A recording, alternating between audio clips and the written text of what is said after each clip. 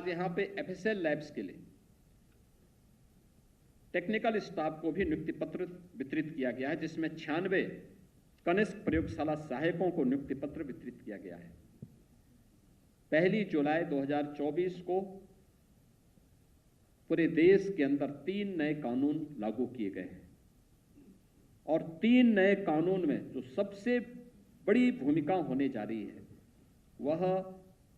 इन FSL labs की होने जा रही है और इसी को ध्यान में रख करके हम लोगों ने तय किया था। यानी उत्तर प्रदेश में पहले केवल 4 एफएसएल लैब्स थी, हमने 8 और बनाई, अब 12 हैं। अब 12 के बाद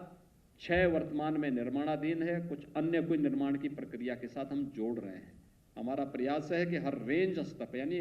जो वर्तमान में उत्तर प्रदेश का कमिश्नरी का ढांचा है, इनमें तो एफएसएल लैब हो ही, लेकिन साथ साथ इन सबको जोड़ने के लिए हम लोगों ने प्रदेश के अंदर एक Uttar Pradesh state forensic institute की भी स्थापना की है और एक बहुत अच्छा काम शुरू हुआ है।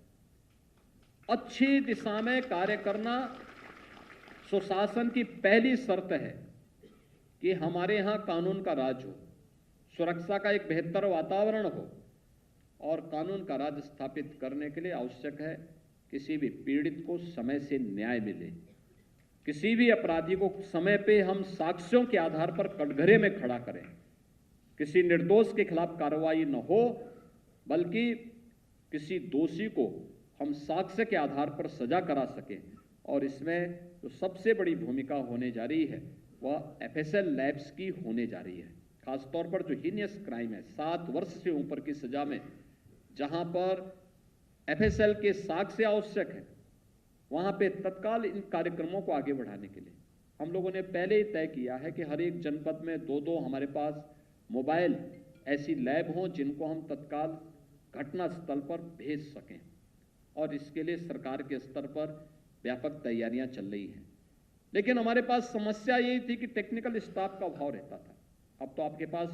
फॉरेंसिक इंस्टीट्यूट भी उत्तर प्रदेश के अंदर आ चुका है, यहाँ पे डिप्लोमा भी और डिग्री के भी अनेक कोर्सेज प्रारंभ हुए हैं,